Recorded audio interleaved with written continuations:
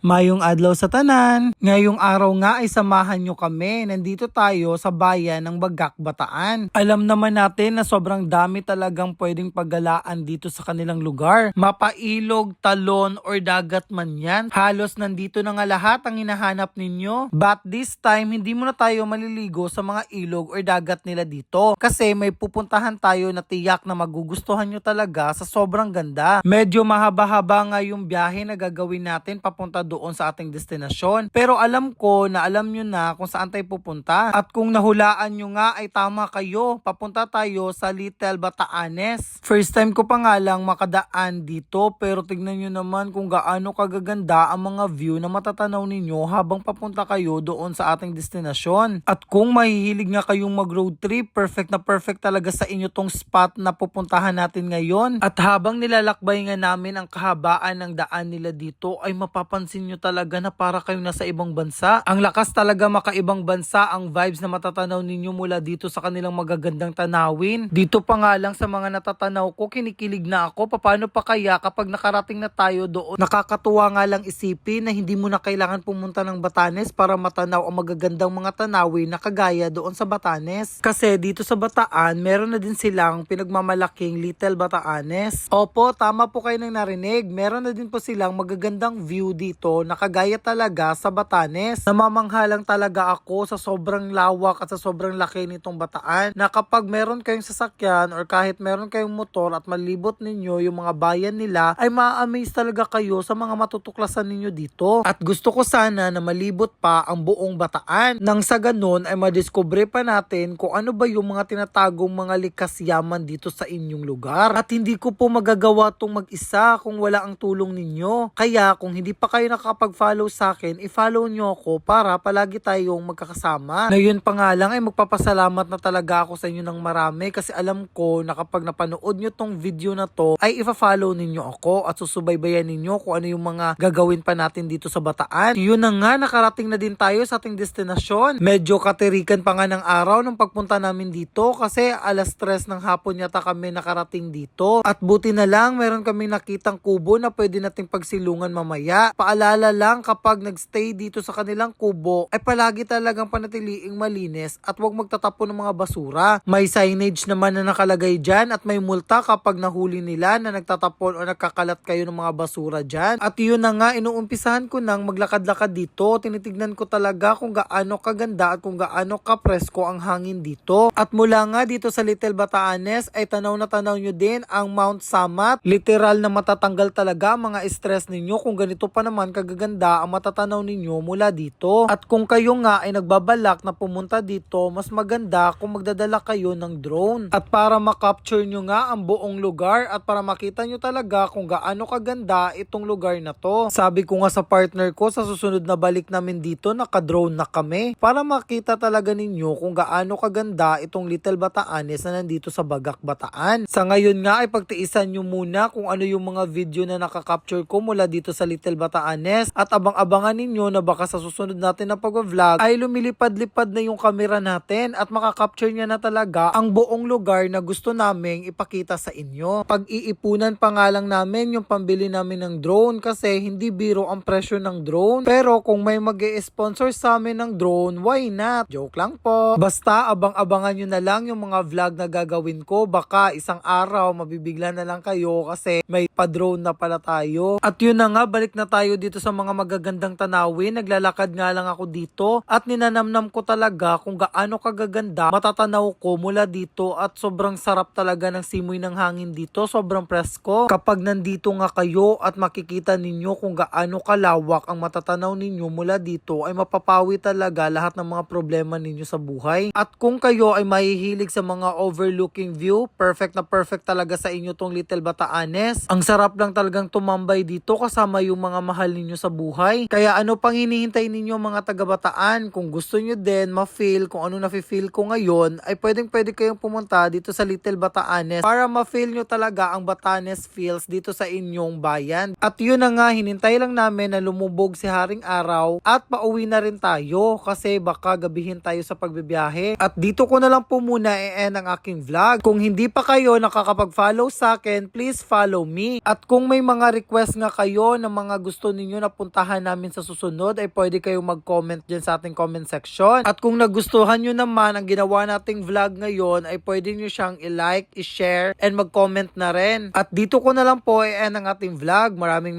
salamat. God bless you all. Bye!